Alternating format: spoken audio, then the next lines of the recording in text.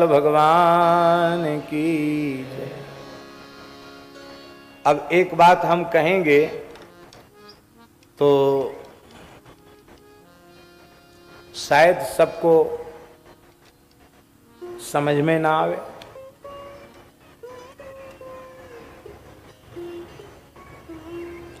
भगवत भागवत चर्चा करने का अधिकार सभी का है,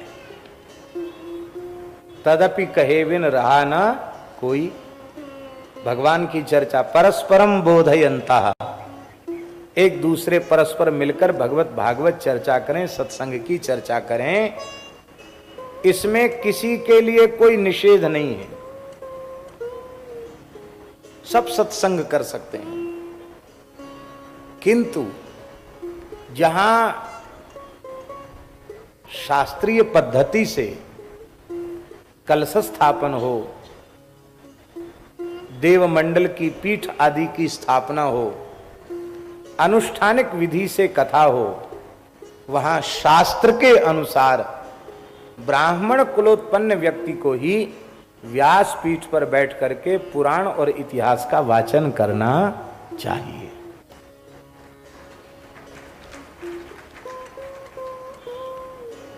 क्या कहें, अब हमारी बातें, कई बातें लोग, एक जगह तो पटना में बहुत हल्ला खड़ा हो गया था।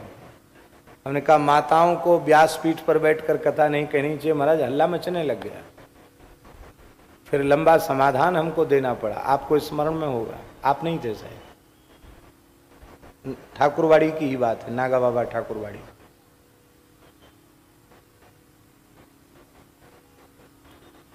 माताएं अपने बालक बालिकाओं को पवित्र संस्कार दें, अच्छे संस्कार दें, अच्छी शिक्षा दें, ये तो ठीक है। पर स्त्री शरीर का व्यासासन पर बैठ करके अनुष्ठानिक पद्धति से पुराण आदि का वाचन करना वो बहुत उत्तम नहीं है, बहुत उत्तम नहीं है, वो अनुचित है।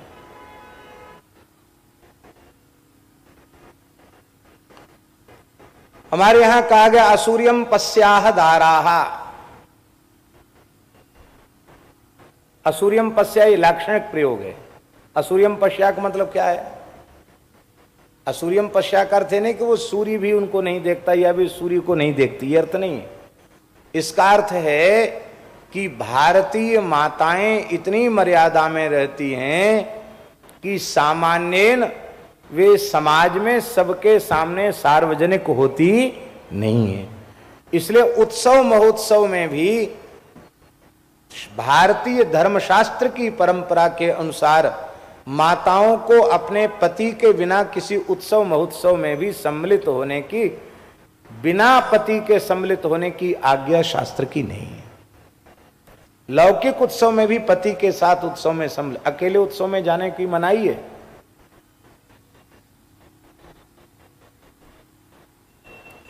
नारी की पवित्रता सुरक्षित होगी तभी पवित्र राष्ट्र का सृजन होगा।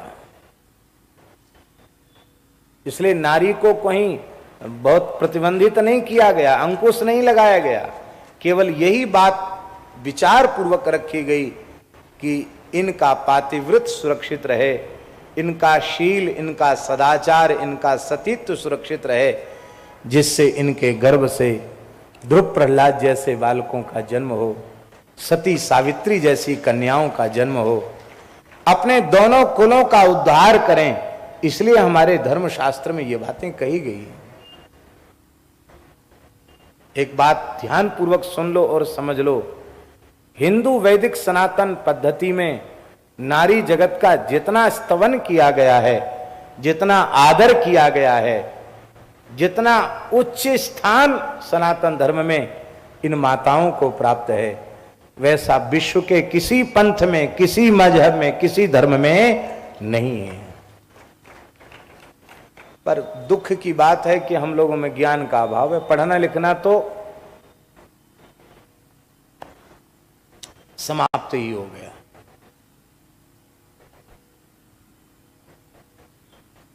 सत्संग भी जो बड़ी बड़ी भीड़ के हो रहे हैं, उनमें जो कहने वाले हैं उन्हें स्वयं ही वे अपठित जैसे हैं, उनको पता ही नहीं हम क्या कह रहे हैं।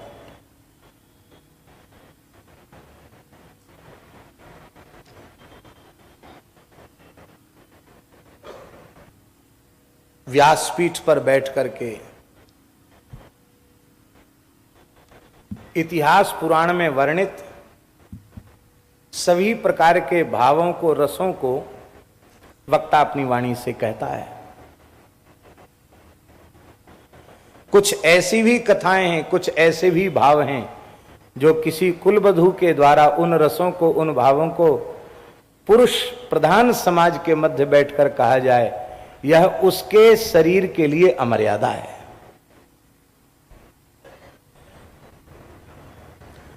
जैसे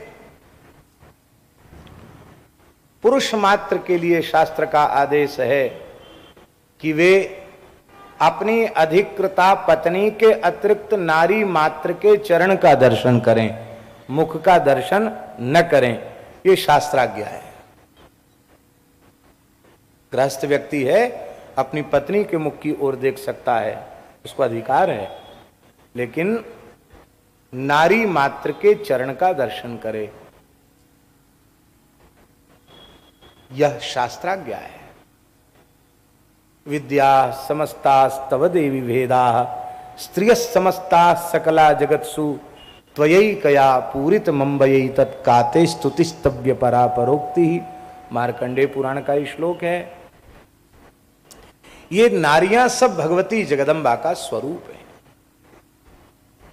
ये गृहस्थ के लिए है। अब विरक्त साधु के लिए तो न स्पर्शे दारवीम अपि, काष्ठ की बनी हुई स्त्री का भी स्पर्श विरक्त साधु के लिए अति निषिद्ध है। मलुकदास जी महाराज कहते हैं, नारी नाहि निहारिये करे नयन की चोट, को एक साधु उबरे पर ब्रह्म की ओट।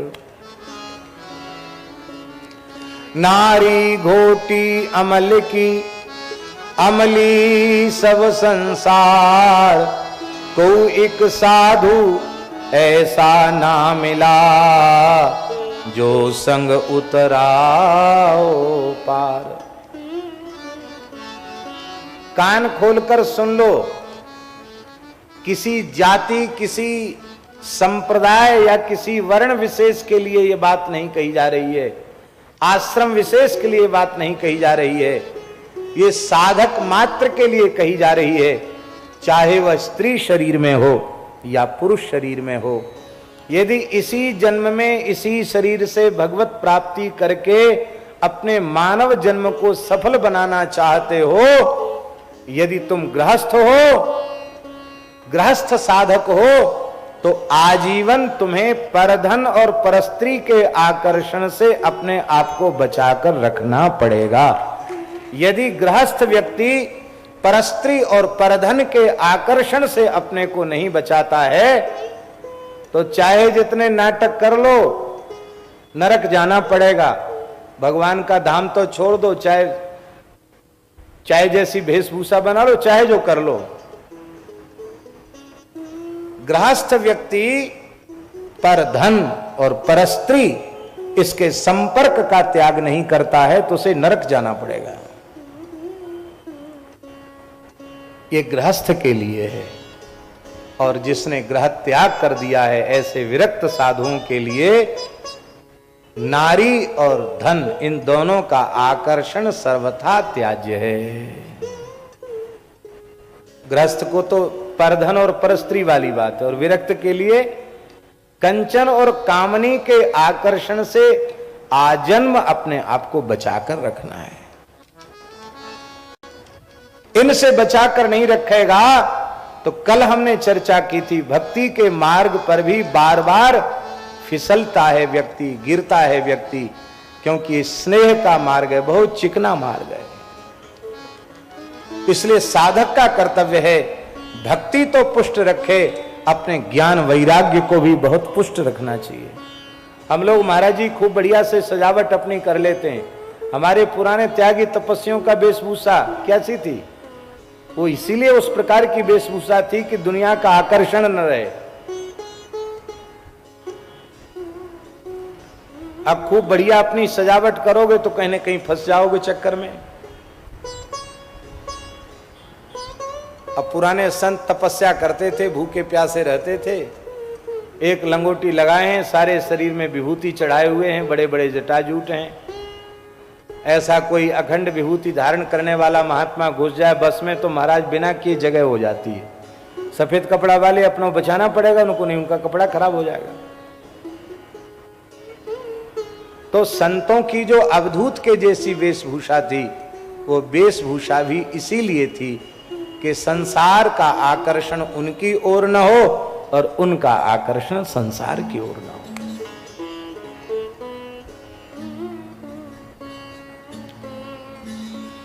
तो अब व्यासासन पर बैठकर सब प्रकार के रसों की चर्चा करेगी, वह सबकी ओर देखेगी और सब उसकी ओर देखेंगे।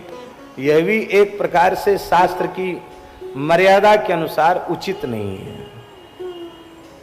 और एक मुख्य बात जो हम कहना चाहते हैं उसको बहुत ध्यान से सुनिए।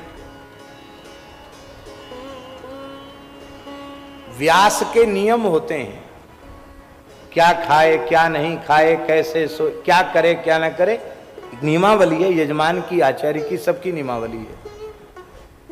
और जैसे हम लोग कथाओं में व्यस्त रहते हैं, ऐसे ही महिला वक्ता भी कथा में व्यस्त रहती हैं। और उसी बीच में उनकी शरीर की अशुद्ध अवस्था आ गई तो शास्त्र के अनुसार उस समय उनको देखना, उनसे संभाषण करना भी निषिद्ध है। उसका एक धर्म है कि नहीं।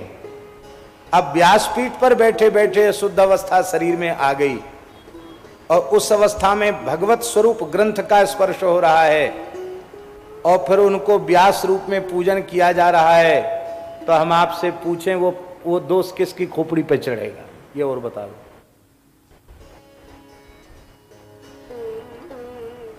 माताएं नाराज न हो, हमारा कुछ बिगाड़ा नहीं है आप लोगों ने, हम तो आप सबके चरणों में प्रणाम करते हैं। लेकिन जो सही बात है, क्योंकि सचिव वैद गुरु तीन जो प्रिय बोलहि भय आस, राज धर्म तन तीन कर होए वेग ही नास। क्या कहें, इतनी विकट स्थिति आज के लोगों ने समाज में निर्मित कर दी है। स्त्रियां, उनको धर्म शास्त्र की बात कहो तो इंकलाब जिंदाबाद। कितनी स्त्रियों ने ढोल गमार शूद्र पशुनारी सकल ताड़ना के अधिकारी चौपाई पढ़कर मानस की पोथियां जला दी। नस्त्री स्वातंत्र मरहती, इस मनु जी के वाक्य को पढ़कर कितनी इस देश की महिलाओं ने मनुस्मृति जैसे धर्म ग्रंथ को जला दिया। अरे विचार तो करो, इन ऋषियों ने यह बात क्यों कही, किस लिए कही, उनका क्या स्वार्थ था? आज बहुत दुखद स्थिति आई है। हम तो कुछ दिनों से बड़े दुखी हैं। हिंदू समाज वैसे ही विघटन